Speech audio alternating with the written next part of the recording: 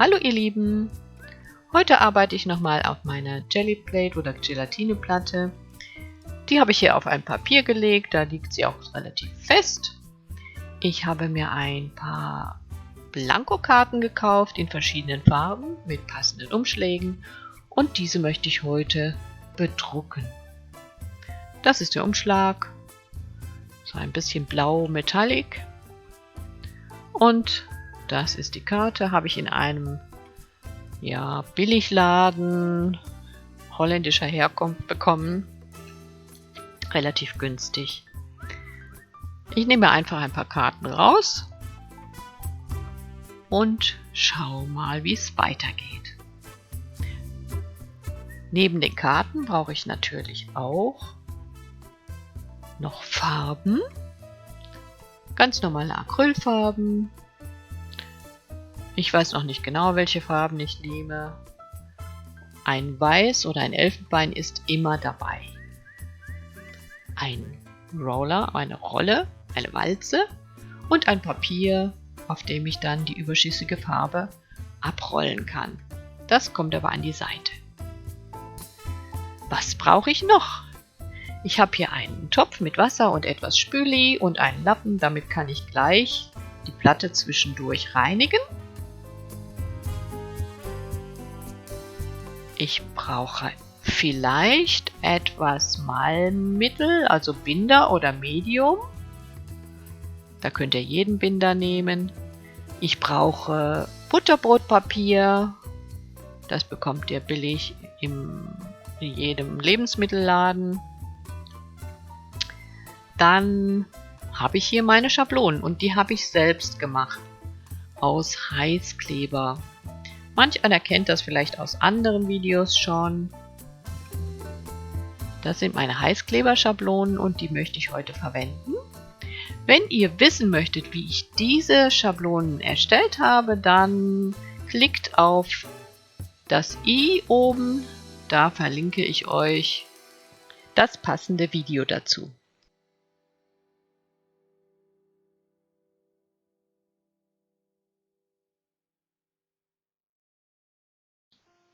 Ups, da ist ein bisschen Farbe von meiner Schablone abgegangen und an der Platte ist es kleben geblieben. Das entferne ich gleich mit meinem Lappen und der Seifenlauge. Das geht ganz prima. Das seht ihr hier. Allerdings muss ich es noch trocknen. So, jetzt kann es losgehen.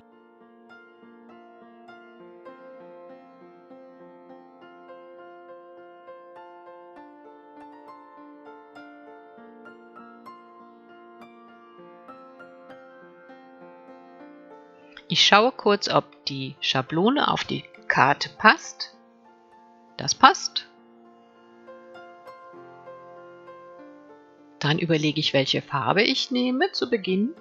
Wenn ich ja auf dieser dunklen Karte arbeite, dann nehme ich am besten erst einmal eine helle Farbe. Ich entscheide mich für dieses Elfenbein. Dazu gebe ich auch noch ein klein wenig Gelb und die beiden Farben mische ich dann mit meiner Rolle, mit meiner Walze auf der Platte aus.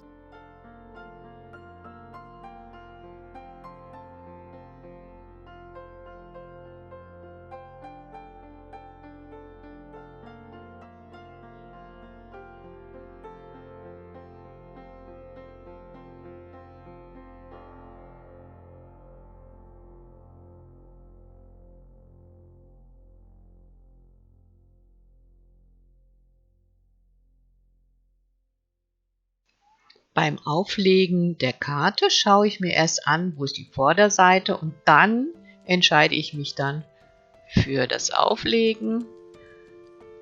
Sonst kann es passieren, dass ihr das Motiv falsch herum habt. Mit dem Butterbrotpapier decke ich alles ab, dann kann ich nichts verschmieren und ich streiche es schön an. Versuche auch die Schablone so ein bisschen an das Papier anzumodellieren. Hier seht ihr, das Butterbrotpapier saugt das umgebende Gelb schon weg. Das kann jetzt liegen und trocknen, bis ich es gleich wieder verwende. Die Karte streiche ich nochmal vorsichtig an, damit auch die Umrisse der Schablone deutlich zu sehen sind. Und wir schauen einmal. Ja, das ist der erste Druck, ein Negativdruck. Das heißt, die Schablone hat die Farbe des Untergrunds. Was jetzt bleibt, ist ein sogenannter Ghost. Ich nenne es auch Geist, also ein Geisterabdruck. Und den kann man auch verwenden, solange er noch feucht ist. Dazu nehme ich eine zweite Karte und drucke auch diesen Ghost ab.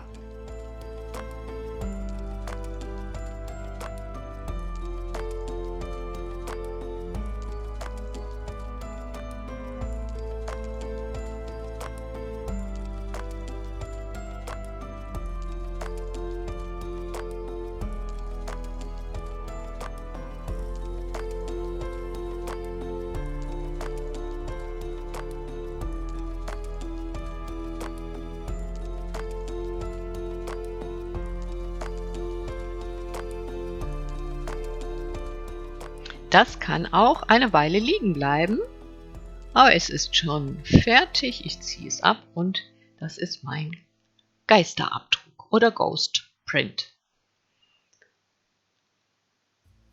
Das sind also die ersten beiden Ergebnisse mit einer Schablone. Hier links nochmal der Negativdruck, rechts der Ghost Print.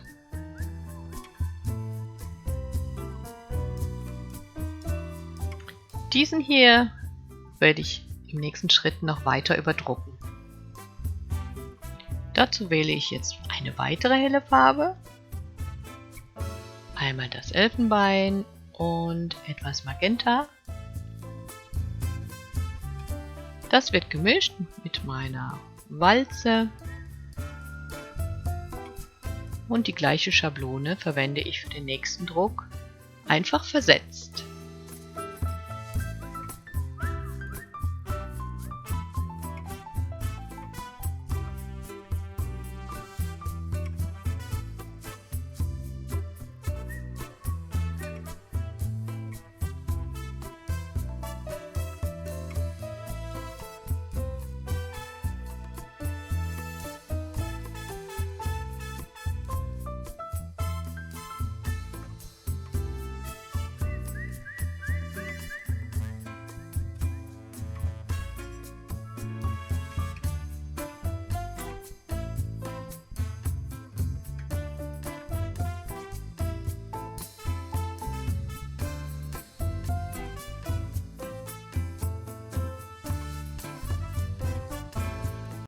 So sieht das aus, wenn man die gleiche Schablone mehrfach druckt und mit versetzten Positionen sich die Farben dann einfach überlagern. Wahrscheinlich werde ich nachher noch einmal überdrucken. Ja, mit dem Rest ist nicht so viel anzufangen. Das nehme ich einfach auf mein Butterbrotpapier und damit ist die Platte nahezu sauber. Braucht nur noch ein wenig zu reinigen und dann geht's schon weiter.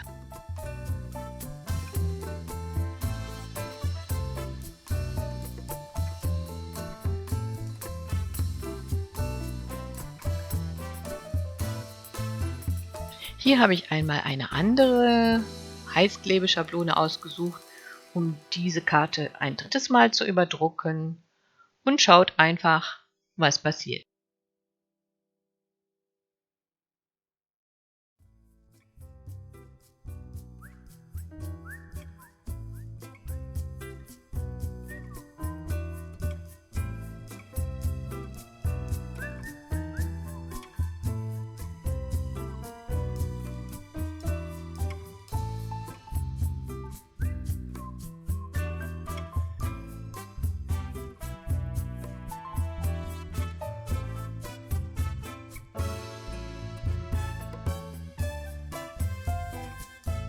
Diese Farbe ist noch nicht so ganz nach meinem Geschmack. Ich werde sie einfach durch weitere Farben noch ein bisschen verändern und mal schauen, ob es mir dann besser gefällt.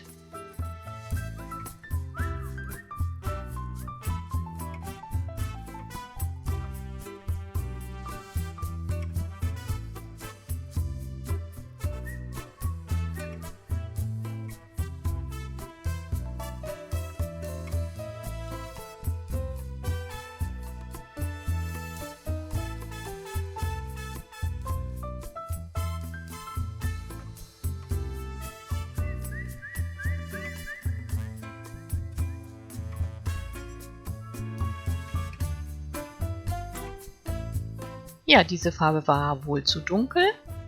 Jetzt hat die Karte wenig Leuchtkraft, das heißt, ich werde wahrscheinlich noch ein weiteres Mal später darüber drucken.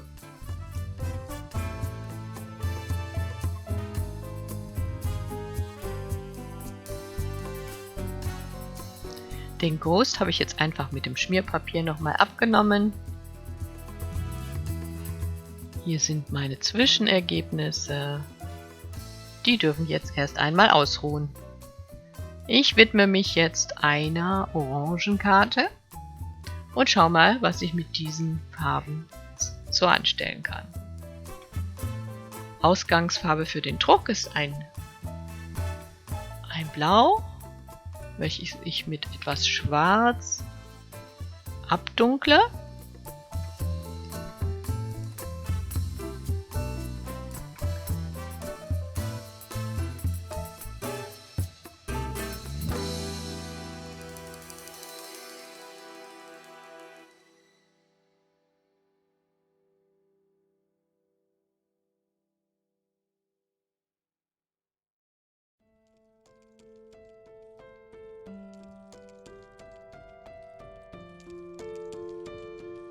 Mal sehen.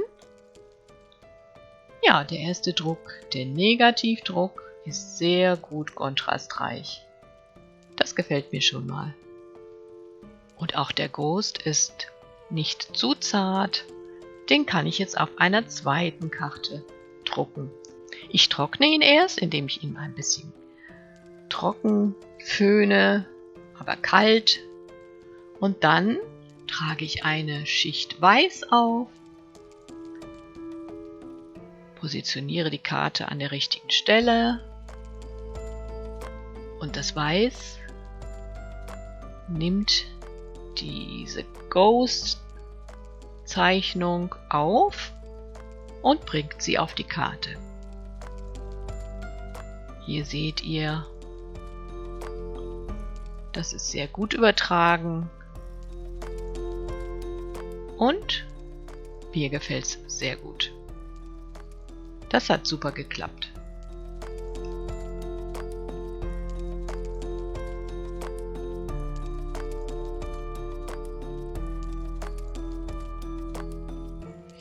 Dieser schwarze Fleck war noch auf meiner Walze. So, jetzt ein Auftrag in Elfenbein. Und ich überdrucke jetzt die erste der orangefarbenen Karten nochmal versetzt mit der gleichen Schablone. Mal sehen, was dabei herauskommt.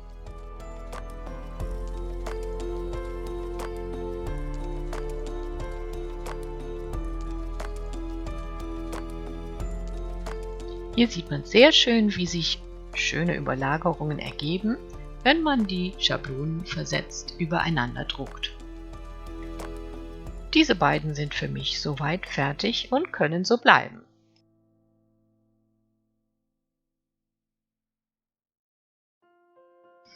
Aber auch das, was hier geblieben ist, der Ghost, der ist stark genug, um auf einer Karte gedruckt zu werden.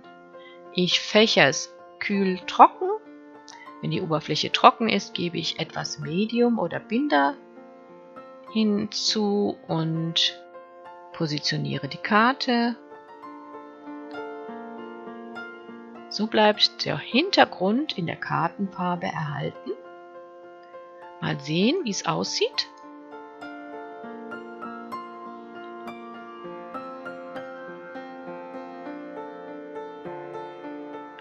Oh ja, das ist sehr schön geworden.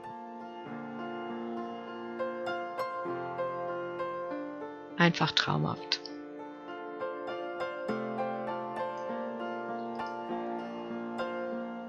Hier kommt mein kleines Sorgenkind vom Anfang. Das werde ich einfach nochmal überdrucken.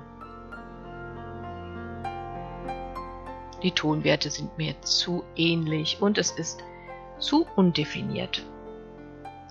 Ich nehme noch einmal die Schablone vom Anfang und positioniere sie einfach nochmal darauf, und als Farbe nehme ich jetzt etwas Helles, ein Elfenbein.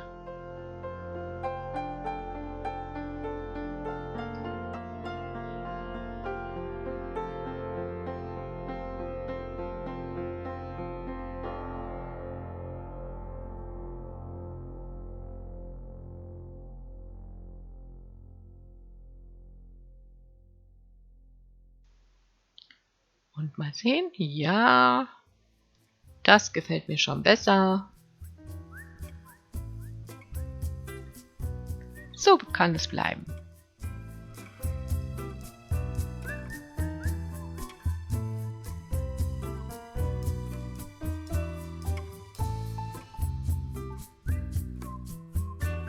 Der Ghost Print ist ein wenig blass, ich glaube, den kann ich jetzt nicht verwerten. Also wird einfach mal alles wieder gereinigt. Und es geht weiter.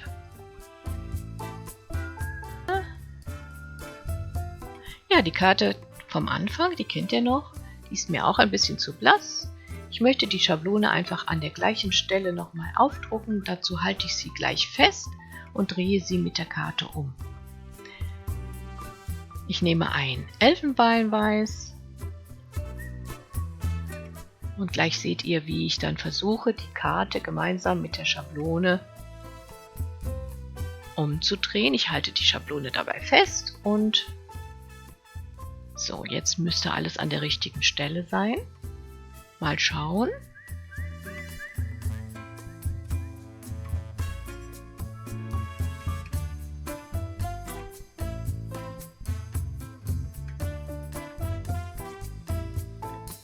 Ja, das hat geklappt. Die Ghost-Zeichnung ist noch zu sehen und rundherum sieht man das Elfenbein. Prima, gefällt mir gut.